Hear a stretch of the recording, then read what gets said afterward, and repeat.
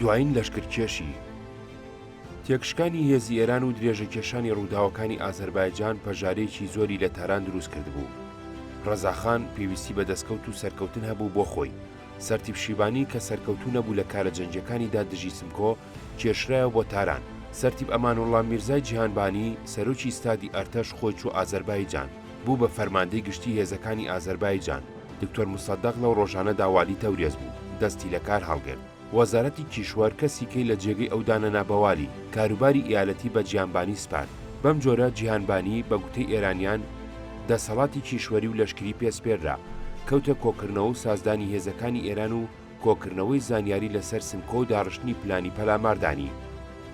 داڕشتنی پلانی هێرش پاشەوەی جیهانبانی زانیاری تەواوی لە جوگرافیای ناوچەکە و هێزەکانی سمکۆ و چاری کۆکردەوە کەوتە داڕشتنی پلانی هێرش. بەم جۆرە فەرمانی دەرکرد.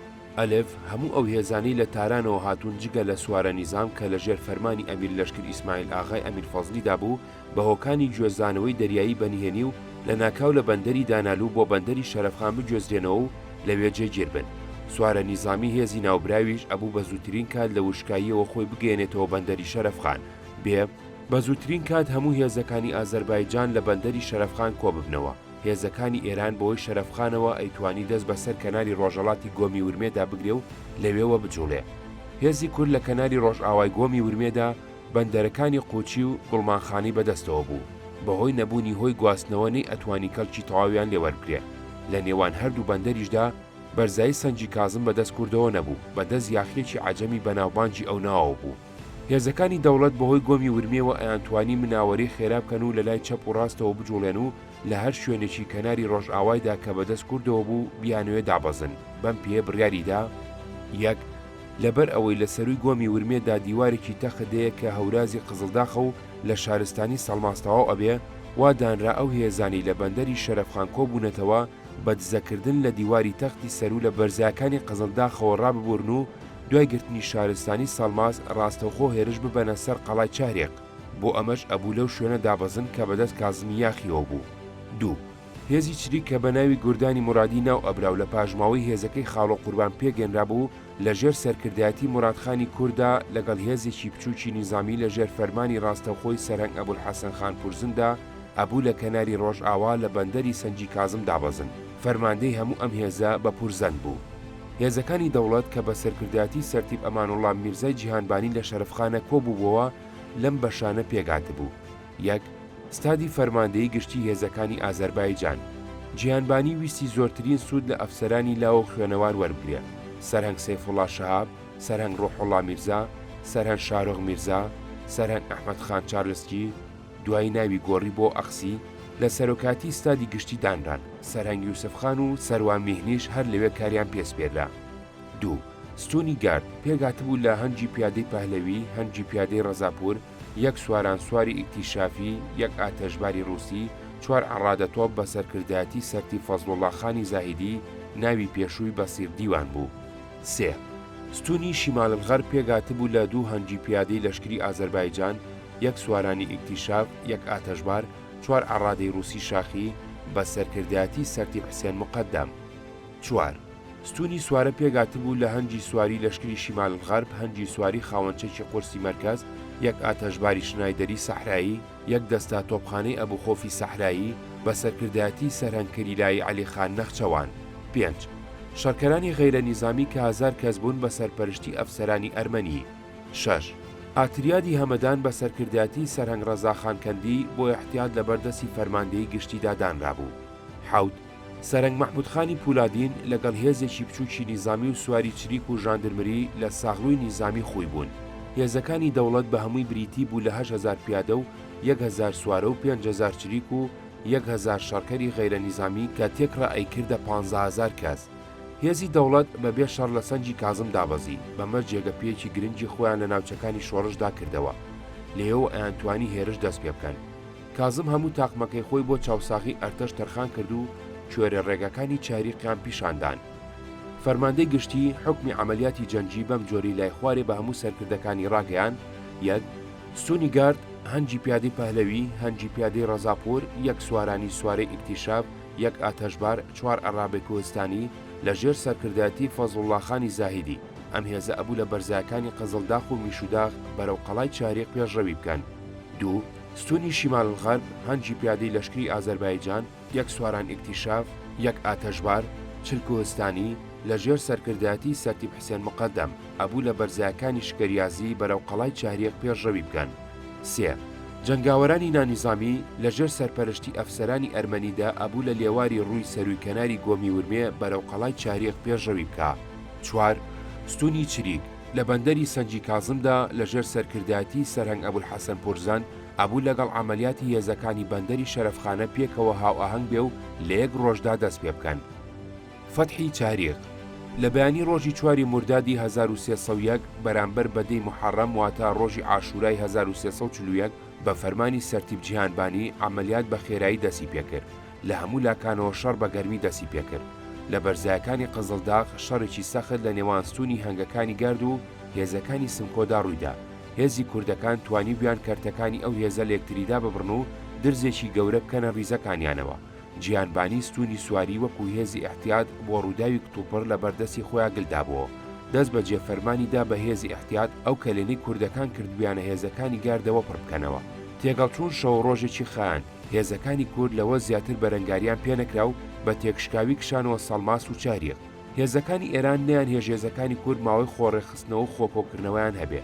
لەبەرەوە جیهانبانی فەرمانی دواکەوتنی هێزی کوردانیدا لە پاش 2 ڕۆژ بەرهەڵستی کوردەکان سەڵماسیان بەردا و بەرەو چاریق قشانەوە. سەرتیب جیهانبانی بۆ ئەوەی ئەو سەرکەوتنی بەدەستی هێنابوو بیقۆزێتەوە و نەهێڵێ هێزەکانی دوژمن فریای پشودان و خۆڕێخستنەوە بکەون، فەرمانی بە هەموو هێزەکانیدا هەر لە دەست نەدەن و هەمویان هێرش بەرن بۆ سەر چاریق.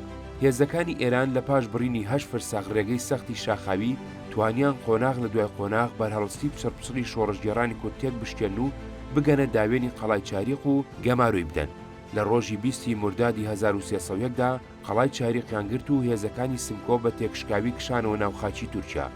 جیهانبانی مژدەی ئەم سەرکەوتنی بەم بروسکەیەدا بە ڕەزاخان لە چاریقەوە ژمارە 641 مەقامی مەنیعی بەندەگانی حەزرەتی ئەشرەف وەزیری جەنگ و فەرماندەی گشتی خشوون دامەت عەزەمەتە بوو. بە دوای راپۆرتی ژمارە 170 بە عەرزی حزوری مبارەک ئەگەیەنێ هێزەکانی ئێمە بە دوی دوژمنەوە ئەمڕۆ 20 بورجی ئەسەد سەعات 11 بەیانی قەڵای چاریقی گرت و ئەو تۆپ و مسەلسەلانەی لە ماوەی ڕابردوودا لە هێزەکانی دەوڵەتی گرتبوو جێڕایەوە. دوژمن بە لێ قەوماوی ڕای کرد و متەواری بوو. هێزەکانی ئێمە بۆ ڕاونانی دوژمن بە خێرایی لە پێشڕەویدان. فەرماندەی هێزەکانی ئازەربایجان سەرتیب ئەمانوڵڵا حسێن مەچی لەبارەی گیرانی چاریقەوە ئەڵێ فەتحی قەڵای چاریق شۆهرەتێکی گەورەی پەیدا کرد و لە گشت ئیالات و ویلایەتەکاندا دەنجیدایەوە. زەمینەیەکیدا بەدەست جەریدەکانی لایەنگری سەرداری سوپاوە کە ماوەیەک لەو ڕۆوە قەڵەم فەرسایی بکەن.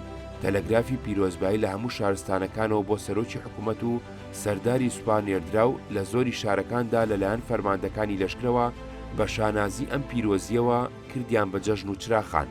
بۆ سەرداری سوپا کە کابرایەکی زاهرساز بوو هەلێکی لەبار بەدەست هات لەبارەی فتوحاتی نیزامیانی ئازەربایجان و هێزە ناوچەیەکانی تەزاهوراتێ بنوێنێ. بەم بۆنەیەوە لە 28 ئەسەدی 1301 خورشیدی بە شانازی سەرکەوتنی ئۆردوی دەوڵەتی لە ئازەربایجان بە پێی فەرمانی وەزیری جەنگ لە مەیدانی مەشق جەژنیان کرد. هەموو ئەفسەران لەم جەژنەدا بەشدار بوون. دوای خواردنی ئێوارە لەلایەن سەرداری سوپا وەزیری جەنگیەوە وتارێکی گرنگ درا کە لەباری سەرنجی بایەخ و گیانی دیماگۆجی و بە گوتەی هەندێک نیشاندانی سەرداری سوپا لە باغی سەوزا بە تەواوی شایانی سەرنجدانە، چونکە نووسەرانی بەتوانای سەرداری سوپا ئەو وتاریان بێ ئەندازە باش ئامادە کردبوو. نووسەری بەناوبانجی ئێران مەلیکە شوعرا بەهار وەکو خۆی ئەڵێ ئەو وتاری بۆ سەرداری سوپا نووسی بوو بەم بۆنەیەوە بیخوێنێتەوە. پەیوەندی لەگەڵ دەوڵەتان. ئێران وڵاتێکی فرەنەتەوە و فرەزمان و فرەمەزە بە. قانونی ئەساسی بەرهەمی مەشروتە هیچ دەستکەوتێکی تایبەتی بۆ نەتەوەکانی ناو ئێران بەدەست نێنا کە مافی فەرەنجی، سیاسی، کۆمەڵایەتی ئابووریان دابین بکە.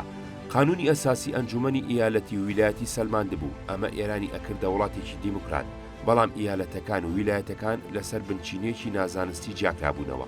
لە جیاکردنەوەی سنووری ویلایەتەکاندا هێڵی ڕەگەز، زمان، عەشیرەت، نەتەوە، مەزەب، دین، پێویستی جوگرافی، دەستکەوتی ئابووری، تەنانەت مەسەلەی عەسکەری لێک نەدرابەوە.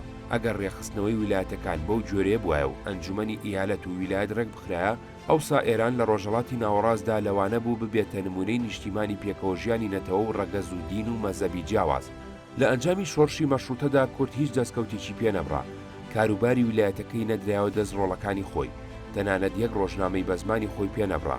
هەروەها دەستگای فاسیدی دەوڵەت و زوڵمی ژاندارمری لەسەر هەڵنەگیرا. مەشروتە لە کوردستاندا نەگڕەنجینەدایەوە، بەڵکو ئەوەی لە مەشروتە خوازان ئەبوو بە بەڵا ئەیان ناردە کوردستان. دەستگای مەرکەزی فەسادی گەیشتووە ڕادەیەک، حکومڕانی شارەکانی بەپارە ئەفرۆشت و سەروەزیرانیش هەموو نیشتیمانەکەی بە نرخێکی هەرزانە فرۆشت.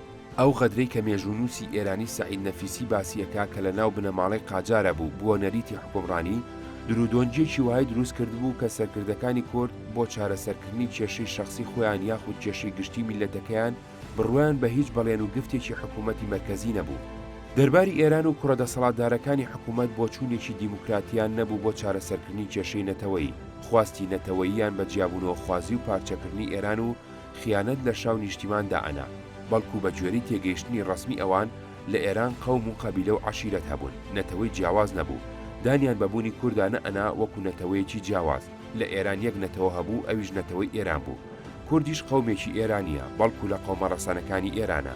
لەم ڕوانگەیەوە حکوومەتی ئێران لەبەر ئەوەی لای وابوو کێشەی کورد لە ئێراندا بەباشی چارەسەر کراوە، دوای ڕاگررتنی جەنگی جیهانی لە کاتی بەستنی کۆنفرەنسی ئاشتیدا داوای ئەکرد بۆ چارەسەرکردنی کێشەی نەتەوەی کورد لە تورکیا هەموو کوردستانی عوسمانی بخرێتە سەر ئێران.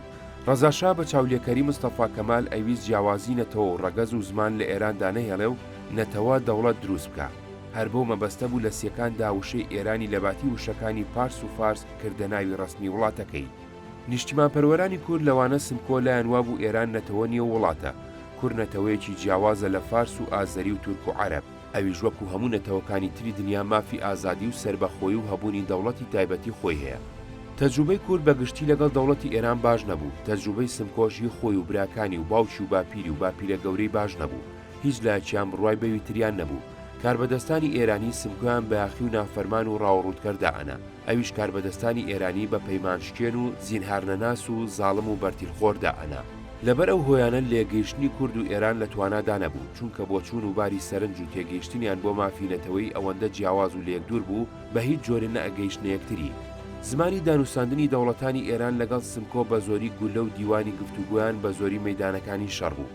ئەو چەند جارەی ئێران لە ئەنجامی لاوازی و گیرروگرفتی ناوخۆیدا پەیوەندی لەگەڵ سمکۆ کردووە، هەمووی بەنیازی خاوکردنەوەی سمکۆ و دانانی ڕێوشێنی لەناوبردننی بووە.